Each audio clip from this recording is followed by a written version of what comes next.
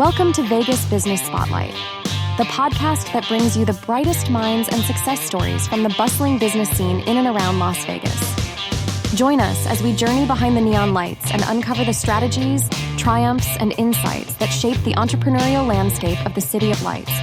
From visionary startups to industry titans, get ready to be inspired by the stories of those who've turned dreams into reality on this iconic stage. And now, your host, Tim Nifton.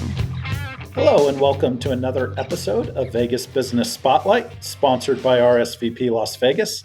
I'm Tim Nifton, your host, and I'm thrilled to have you here with us today as we continue our journey through the vibrant world of Las Vegas entrepreneurship.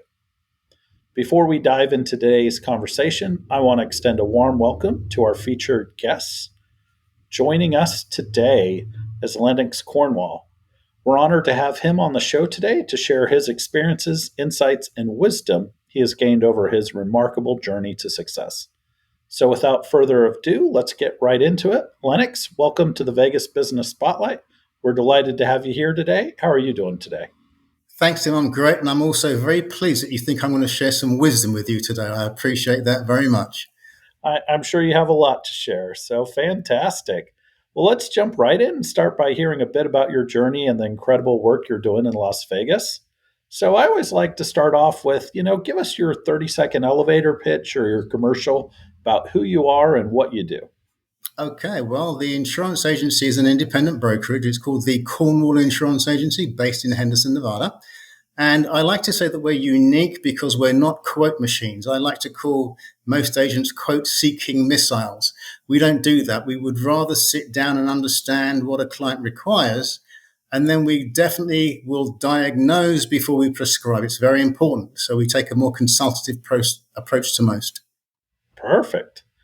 And so you mentioned it a little bit, but what is your unique approach to insurance?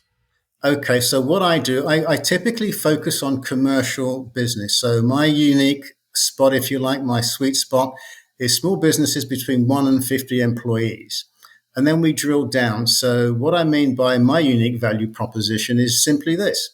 My background is both corporate banking in London. I was in the City of London, where I learned something called, at the time we called it, what did we call it? We actually called it relationship banking. Forgive me. It's a long time ago. Relationship banking. In today's parlance, that's simply consultative selling. So what I do today is take that experience and also take the experience from my business consulting days where I understood a business understood the business. So I go in and I want to understand a business before I do anything else. Oftentimes, I'm not even looking for an insurance need. I'm just looking for risk management strategies. So that may be somebody wanting to pass the business on to family members or sell the business in, let's say, 5 years' time. So I might look at that and say, okay, what do you have in place right now to transfer that business? Do you have a trust in place? Do you have, something like a buy-sell agreement? Do you have an estate plan? And oftentimes I'm not even looking at how I can help them, but how some of my partners may be able to help them. So it's a truly comprehensive look at a business before we do any prescribing. Perfect. And what qualifies you to deliver what you're promising? Great question. I would say good looks and charm, but you would see through that straight away. So let me tell you the truth. Again, my background as a corporate banker, so I was literally dealing with Fortune 500 aerospace companies back in the day. And I obviously was able to, analyze balance sheets, profit and loss statements, cash flow statements, and the rest of it to submit, proposals to my credit committee. So I had to get that right. Otherwise, I would starve. Thankfully, I didn't. And then again, my experience as a business consultant, I was pretty much a turnaround specialist. So I'd go into a business and sometimes if I didn't turn that business around within literally 7 days, they would be gone because oftentimes the business owner would leave it until it was almost too late. So I take those experiences into what I'm doing and analyze a business in the same way I would as a banker or as I would as a business consultant. So again, I'm looking for where are the risks? How do we mitigate those risks? If we can't mitigate the risks, how do we manage them? Yeah, definitely. And what other industry experience do you have? Banking, as I said, consulting. I actually owned a franchise business before coming to the West Coast. I had a Popalock franchise. So, as you can imagine, well, you may not know, Popalock is the largest locksmithing business on the planet. It is franchise, like I said, and we specialized in, if you like, letting people into their cars when they lock themselves out. That was the main feature. But then, of course, we did regular locksmithing, like, residential doors, commercial doors, and the rest of it. So I focused on real estate agents at the time because they're a great source of referral business. Oh, that's great. And what do you like to do when you're not working? Great question. I like writing. I'm a published author. You can tell that I'm not from Lubbock, Texas. I grew up in London, and my team is Arsenal. We're talking about real football here, Tim. And I still follow them these days, of course, just via TV and the internet. But I love that. I love working out. I like running and staying fit and healthy. And I eat extremely well as well, health-wise. Yeah. Tell me about some of your books that you've written. Do you mind if I kind of go back a little bit and tell you how the books came about? Sure. Okay. So my first business was when I was 29 years of age. I literally promised myself as a 9-year-old that I'd go into business before the age of 30. I was 29 and I was getting increasingly, peed off with things at the bank. And I decided, you know what? I promised myself this, I'm going to do it. So I resigned. I went into business with two other individuals. We had a consultancy practice, and one of them stole a bunch of money, and I lost absolutely everything, literally lost everything, including my wife, who took the dog with her. Now, I started journaling, Tim, to understand how I could make such a fundamental mistake. I'd never really made anything as calamitous as that in my life before, had been successful in everything I'd done. Now, I was journaling, and then one day I was literally coming out of a meditation, and a light bulb went on, and it said, "This is not for you. This is a book that you have to write to show other people who have failed but want to continue in business how to do it." And I was scratching my head thinking, I need help. How am I going to help anyone else? But I wrote a book called Embracing Failure, Your Key to Success. And the central premise of that book, Tim, is that failure is nothing more than an acronym. That acronym stands for Fruitful and Informative Lesson Urging Renewed Effort. And I've taken that into my life right now. So everything that happens that we perceive as negative is simply something that's happened. And we can choose how we respond to it. I choose to look at everything as a learning lesson if it's not a success. Wow, that's great. That's wonderful. Can you tell us a little bit about your early days as an entrepreneur? Absolutely. So the first business that I started with the two colleagues that I mentioned was called the Mayfair Heritage Group, and we were based in London. Exciting times. One of my partners was a Lloyd's of London broker, so he focused on, exotic things like insuring the legs of a model called Susan Metzi back in the day. You probably don't know. We had a rag of a newspaper. It's still around, called The Sun back in England, and it was really just a trashy newspaper. And she would appear, sort of on what we called page 3 back then. Where, she would be showing off her legs or whatever else. So we insured her for £1 million back in the day, which was a big deal. We were, in the newspapers and everything else. And then one of my other colleagues was a chap called Philip Fashanu, who had two very successful footballers. And so we got a lot of clients through that connection as well. And then for me, boring old me, I was the dude who did the business planning and raised capital, whether it was debt capital or equity capital for businesses that we served. So a lot of fun. Honestly, we were just very aggressive. We didn't know what we were doing, quite frankly, but we just had a lot of aggression, a lot of desire. And we made it work until, like I said, somebody decided to, run away with a bunch of money. Oh. How did those early experiences shape your approach to business today? Well, negatively, I'll be quite frank. So back then, having left the bank, I was very focused on just earning money. That was it. That was my main goal in life, to earn money. When I lost everything through that mishap, it really made me refocus. That's when I started doing things that I'd never done before, like meditating and Tai Chi and Kung Fu and yoga, stuff that I'd heard about but never had any interest in doing. But what that experience did for me was completely change me from being somebody who was focused on me and what I could get into somebody who was far more interested in how can I serve you, And so I really truly believe that by serving others, we get what we want. And that's how I approach business. It's how I approach life now. And without that mishap, it would never have happened. So it was a blessing in disguise. That's great. As you know, Las Vegas is known for its vibrant and unique business landscape. How has being based in the city of Henderson, Las Vegas, influenced your business strategies and decisions? That's a really great question. I think more than being based in Henderson, what has influenced my business strategy and, influence, if you like, is that I knew nobody here when I came here. And the agency was brand new. I set it up from scratch, wanted to go my own way. And so, in that situation, you ask me, well, what's the best opportunity for me to grow this business? And for me, it was simply networking. So I joined the chamber, the Henderson Chamber of Commerce, which has been a blessing. And even more so, the BNI, one of the local BNI chapters, of course, where I met you, Tim. And it's been absolutely sensational. And I would really commend, or not just commend, but recommend that anyone with a business who wants to grow it through word of mouth, and through referrals and just good business relationships would join a chapter of BNI. That's how it's worked. What advantages do you think Las Vegas offers to entrepreneurs right now? I think it has an attitude of can do. Okay. I was on the East Coast before coming here. Look, America generally has a can do attitude compared to most places on the planet. And I grew up in England, so I get that. But, coming out to the West, there just seems to be this spirit of go West, young man, just this freedom.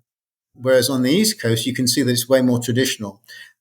I was lucky enough to travel this country extensively, and going up to the Northeast is fantastic. It's a beautiful, beautiful place, especially in the fall. However, one thing I did learn is that it's got such traditions that are steeped in England that I didn't feel that sense of freedom as I do here, in the West, and certainly in Vegas and the Valley. Yeah, definitely. What advice do you have for those just starting off on their entrepreneurial journey? Well, number one is believe in yourself. Absolutely. If you don't believe in yourself, don't even start. Okay. That's the first thing. The second thing is to have at least one very strong mentor who has achieved what you want to achieve. The third thing is to, know what you want, see that vision. Okay. So people talk about, living the dream. I always say, look, before you can live the dream, you've got to dream the life. So the third thing is dream that life, and then you live the dream by planning, solid planning. And that planning is, what do I want to achieve within the next, whether it's 1 year, 5 years, 10 years. And again, work with your mentor on hitting those targets. And, if you don't hit a target, remember, what is failure? Nothing more or less than a fruitful and informative lesson urging renewed effort. So don't give up. As Sir Winston Churchill said, never give in, or however he said it. So, just keep going. Wonderful. So building and sustaining a successful business often requires adaptability. Can you tell us about a time when you had to pivot or make a major change in your business model in Las Vegas?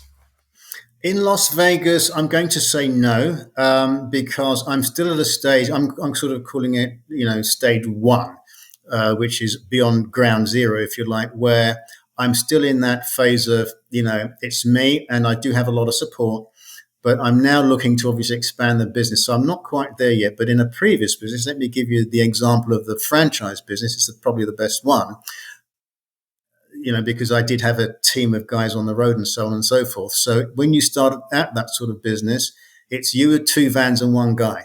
Okay. And you're doing everything. You're recruiting, you're training, you're out on the road doing the business as well. And then you have to transition from being in that business, right, working in the business, as we like to say, to working on the business. And that requires systems and structure. Without systems and structure, you will not take your business to whatever the next level is. It's just not going to happen.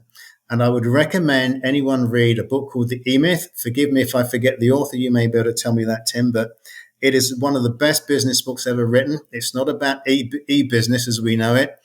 The E-Myth is about entrepreneurs who are absolutely sensational at what they do, whether it's making widgets or plumbing, but don't have sufficient business experience to take the transition from being, the plumber or the widget maker to a business owner that's growing a business and having a team around him or her.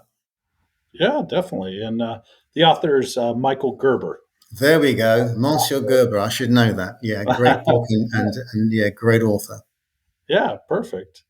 So, Las Vegas is known for its diverse industries. Can you share any insights into how you've tapped into or leveraged this diversity for your business's success? That's an awesome question, Tim. One of the things I've done being an insurance broker that has relationships with many different insurance carriers, I've kind of reverse engineered it. So I went to my carriers and I said, look, what is it that you would like me to write? Mr. and Mrs. Underwriter, what is it that you're not seeing that you want? And there were several things that they wanted that most agents are afraid to go after, if you like, because they're more difficult to get. So one would be manufacturing businesses, okay? The liability there and the understanding the complexity of a manufacturing business when it comes to insurance is way more difficult than just going down to, the mom and pop store or, providing, insurance for a commercial building. Okay, those are pretty relatively straightforward things. So manufacturing would be one. Another area that I like to specialize in is technology for the same reasons. The underwriter said, Lennox, please, get us some technology businesses. And again, that could be anything as diverse as producing precision instruments to food, literally. Now, the third area is bonds.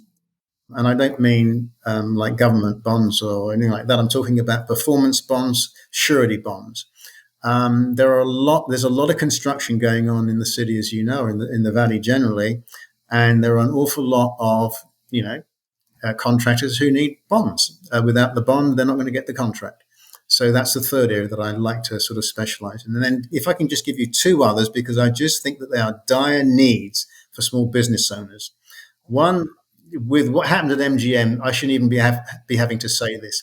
Cybersecurity will kill your business if something goes wrong.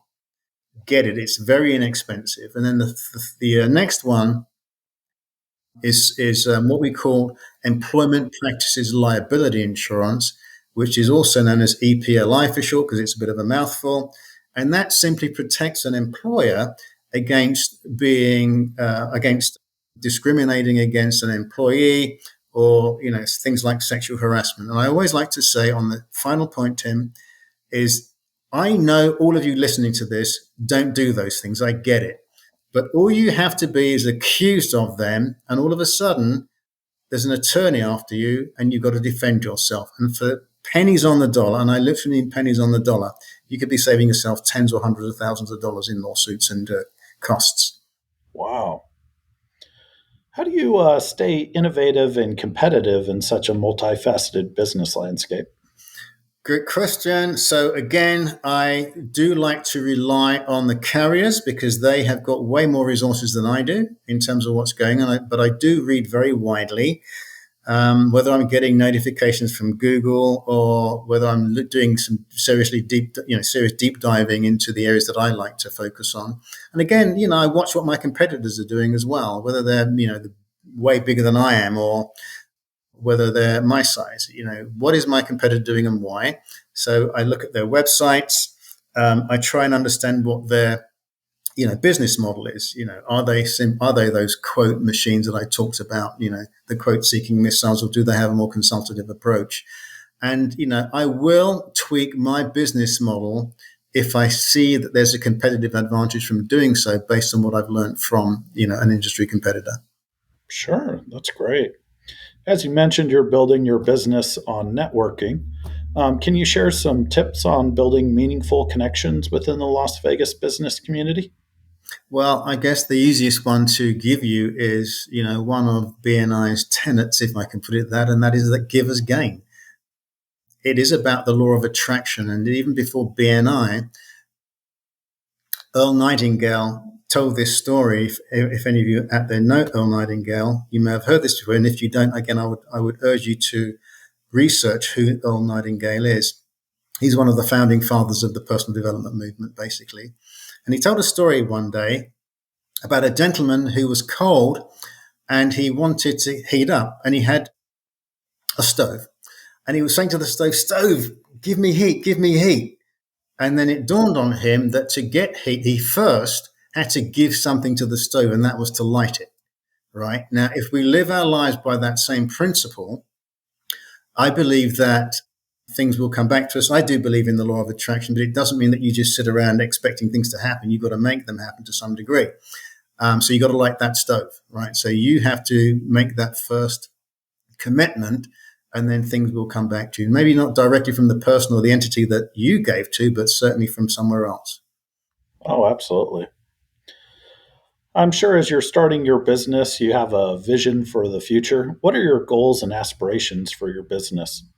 Good question. So my goals and aspirations for the business are really to build it to a stage where I am, feeding at least 10 other agents who have the ability to earn whatever they want to.